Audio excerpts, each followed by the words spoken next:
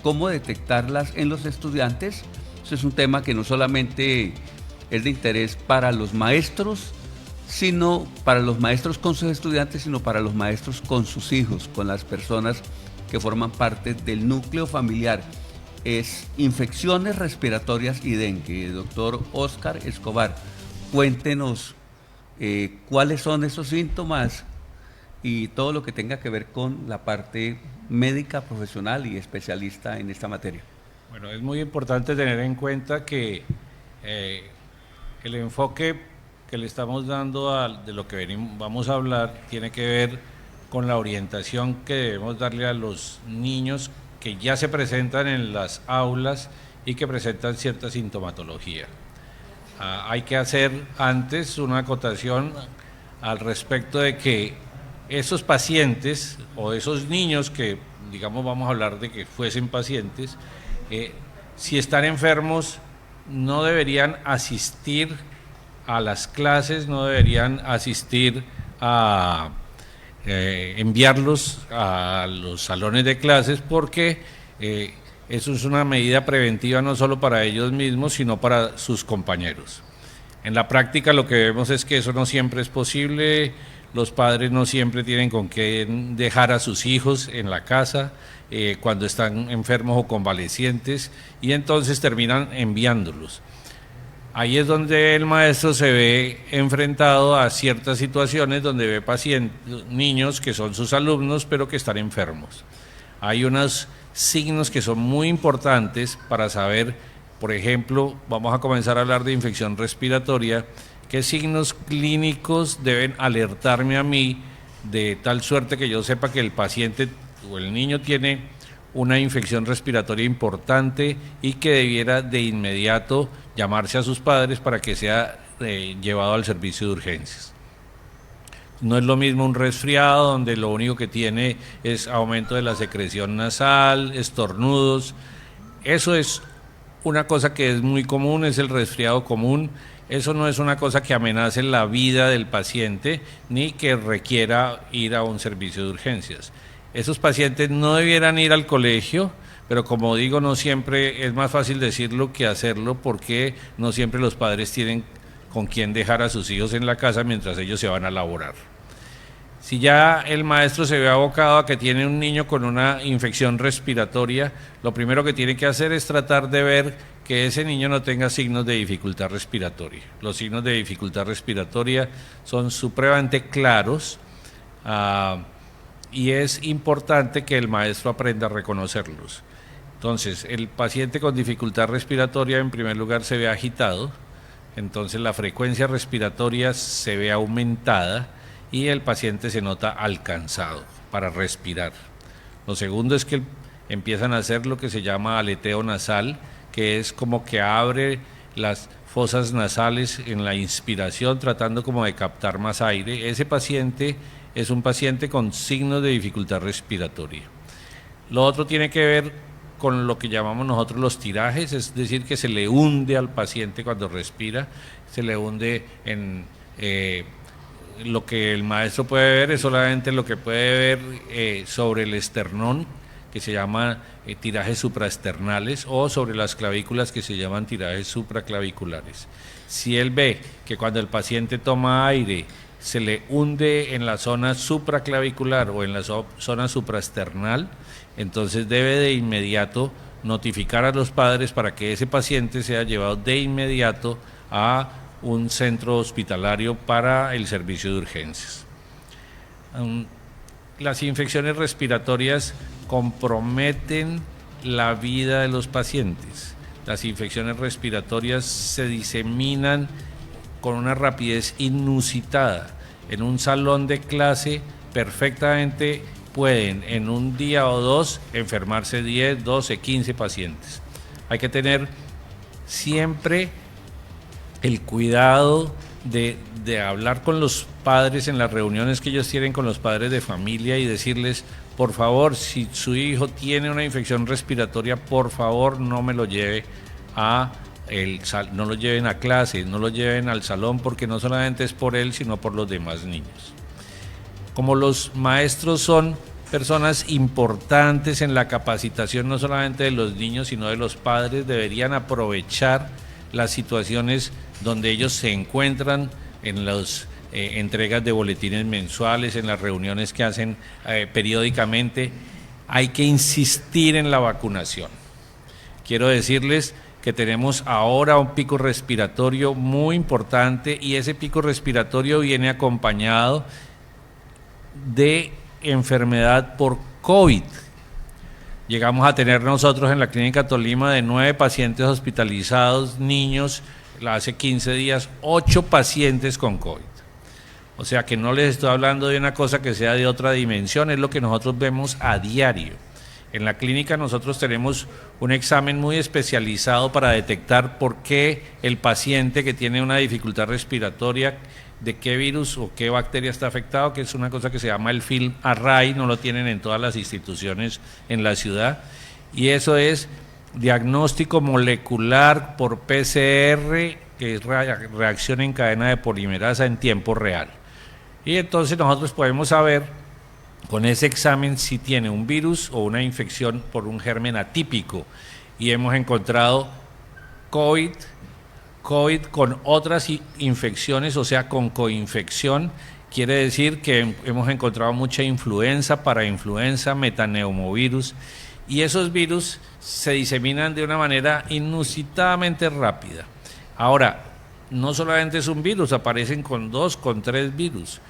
Resulta que uno de esos virus nosotros no tenemos vacuna, y entonces pues podemos decir que hubiese una explicación de por qué los pacientes se enferman de eso, pero para influenza hay vacuna. Desafortunadamente el gobierno no coloca vacuna sino para menores de 3 años y para mayores de 60. O en este año tal vez de menores de 2 años lo están haciendo. Eso no quiere decir que la otra población no necesite vacunarse para influenza, que es gripa. Hay que vacunarse. Esa es la vacuna, de las vacunas que se colocan por fuera del sistema, de la vacuna más económica de todas. Hay que hacer un esfuerzo, hay que tratar de vacunarse. Esa es una vacuna que es anual, no anual de cuando me la colocaron, sino anual de cuando llega en abril, mayo cada año, y entonces periódicamente hay que colocársela y siempre estar atentos en abril, mayo, que es cuando llega la nueva cepa que da la Organización Mundial de la Salud. Esto en cuanto a infecciones respiratorias. Ahora tenemos un problema muy serio con el dengue. Sin embargo, se ha abierto una puerta grande, y es que ya llegó la vacuna a Colombia, la vacuna para dengue. Era una vacuna que no habían logrado hacer. El dengue tiene 4 virus, no habían logrado meter los 4 en una sola vacuna, y entonces eso fue muy dispendioso. Llegó una vacuna que se llama Qdenga. Son 2 dosis y es para niños mayores de 4 años y personas hasta 60 años. Esto es una cosa que puede ser importante no solamente a los maestros para sus alumnos, sino para ellos mismos. Todavía el gobierno no la coloca, pero existe ya en Colombia. Ustedes pueden encontrar en los centros de vacunación, pueden encontrar en los sitios consultorios médicos donde se vacuna, que generalmente son consultorios pediátricos. Vacuna de dengue, se coloca una dosis y a los 3 meses se coloca una segunda dosis. Existe vacuna para dengue. El dengue es una enfermedad grave. Un dengue se sabe cómo comienza, pero nunca se sabe cómo termina. Es muy importante estar alerta a los signos y síntomas de esta enfermedad, y entonces es el paciente que tiene una fiebre que generalmente es muy alta, que no cede fácil con el acetaminofén. Es un niño que se ve comprometido en su estado general, en la parte inicial de la enfermedad, y la alerta más importante es todo paciente, niño que tengan ustedes, alumno, al que le vean signos y síntomas como de estar enfermo y le vean un brote, lo que llamamos nosotros un rash. Ese brote es una alerta, porque esas enfermedades que producen brote generalmente son supremamente contagiosas, como el dengue, o si no como la rociola. En este momento tenemos mucho virus manos, pies, boca, y son enfermedades que son supremamente contagiosas, y hay que tratar de que los niños que tengan estas enfermedades no vayan al colegio. ¿Cómo los hacemos? Nosotros los alertamos a ustedes, ustedes a su vez siguen la cadena alertando a los padres de familia, ustedes también como padres de familia deben saber que no deben llevar a sus hijos al colegio cuando tienen alguna de estas sintomatología, y así es como todos vamos reforzando, tratando de ayudarnos para que estas enfermedades no se diseminen de la manera como lo están haciendo. Muy bien, creo que Irma tiene una pregunta relacionada con la orientación y con las explicaciones que está dando el doctor. Sí, doctor, muy importante, y pues agradecerle que esté en este espacio precisamente cuando nosotros a nivel de magisterio estamos hablando de un modelo de salud preventivo, y estas orientaciones que el doctor da tienen que ver con ese tema del modelo preventivo. Usted nos da unas indicaciones muy claras frente al tema del qué hacer el maestro cuando detecta alguna de estas, digamos, de estas síntomas, para igualmente prevenir y pues ayudar a los niños, que es nuestra razón de ser también como maestros. Sí me gustaría, doctor, que nos dijera así como muy concreticamente, pero sí muy claro, en el tema de la salud laboral del maestro, frente, digamos, a estas situaciones, porque en este momento inclusive se están conformando los equipos de cuidado integral de salud del magisterio con entorno laboral, y se están mirando, digamos, todos esos riesgos que tiene el maestro dentro de su desempeño como profesional frente a los estudiantes.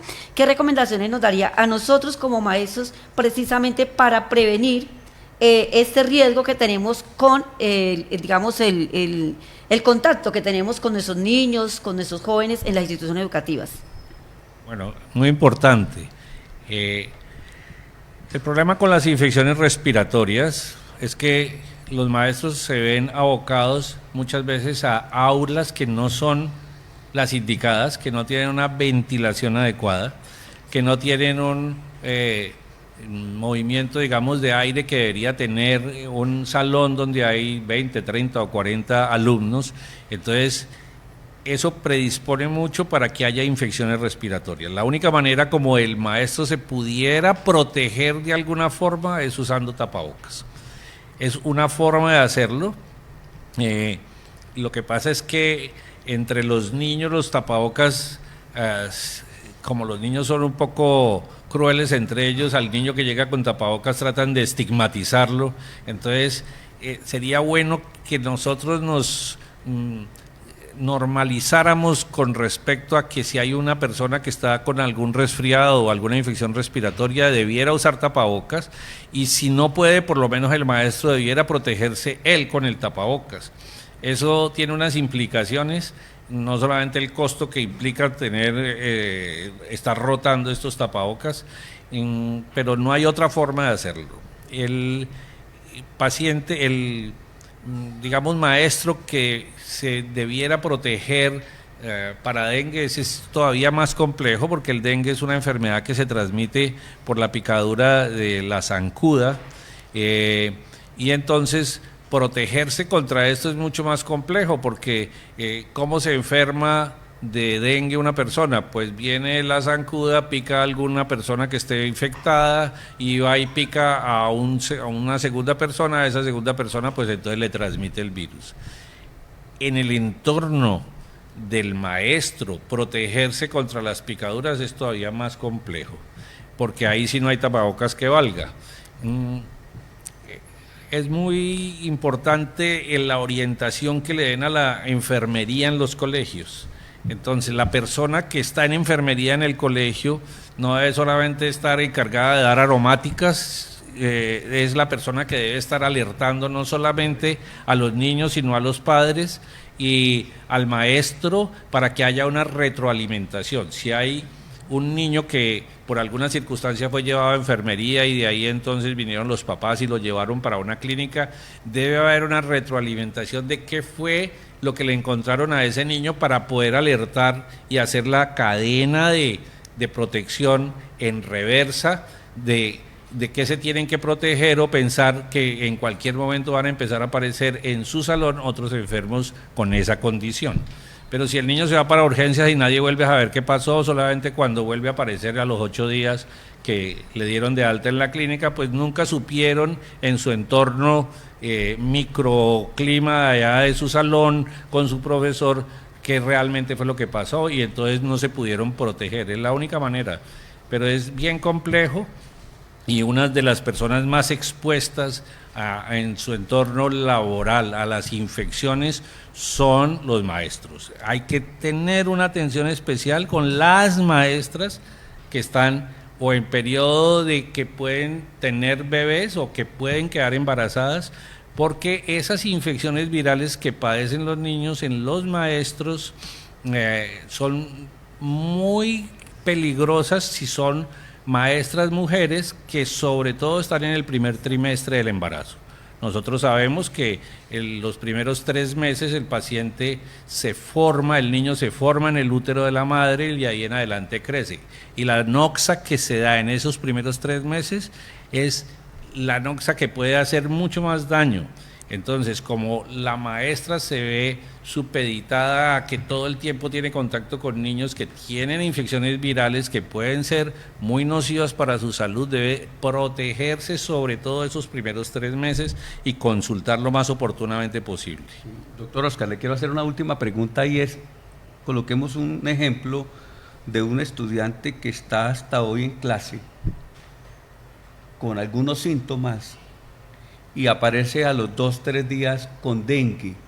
¿Cuál sería la orientación que se le podría dar al maestro sabiendo que ese alumno estuvo ahí en ese grupo de estudiantes? Esa orientación es un poco compleja porque como el dengue no se transmite solamente por haber estado, sino que tiene que haber el vector que viene y pica. Entonces lo que nosotros debemos tratar de hacer es, si tenemos zancudos, si hay bueno, la que pica es la zancuda. Si hay zancudos en el microambiente, hay que tratar de controlarlos. Es la única manera. Controlarlos en el salón. Si hay, de alguna manera, tiene que haber alguna fumigación. La fumigación, digamos, como se hacía antes, que era fumigar barrios enteros, no es costo efectiva porque la fumigación mata el adulto, pero no mata los huevos y entonces a los 8 días o a los 15 días, cuando de esos huevecillos ya han salido otra vez los adultos, pues entonces vuelve a haber la cantidad de zancudos que había previamente. Pero de pronto fumigar en los salones sí puede ser costo efectivo. Es decir, bueno, vamos a fumigar aquí para tratar de evitar, tiene que fumigarse a una hora en que no estén los niños, porque entonces todas esas cosas que se usan para fumigar pueden ser que sean después tildadas de que sean la causa de que haya algún niño que de pronto se sienta intoxicado de alguna manera, ¿no? Entonces, eso debe hacerse, digamos que no a nivel salón, sino a nivel colegio, y los colegios entonces deben tratar de controlar que no haya pozos de agua, que no haya llantas, viejas por ahí esparcidas. La zancuda viene y pone sus huevecillos en aguas limpias, generalmente son aguas lluvias, después de que pasa el aguacero y entonces quedan esos charcos, ahí es donde coloca los huevecillos. Y hay que tratar de tener eso, pero si no tenemos una buena infraestructura en esos salones, pues vamos a vivir padeciendo dengue conseguido en los colegios. Muchas gracias, doctor Oscar, por esa muy valiosa información en salud de orientación al magisterio y a los padres de familia que en estos momentos se encuentran conectados al programa de mayor sintonía en Colombia. Con mucho gusto, y en la Clínica Tolima siempre estaremos a la orden para lo que se les ofrezca.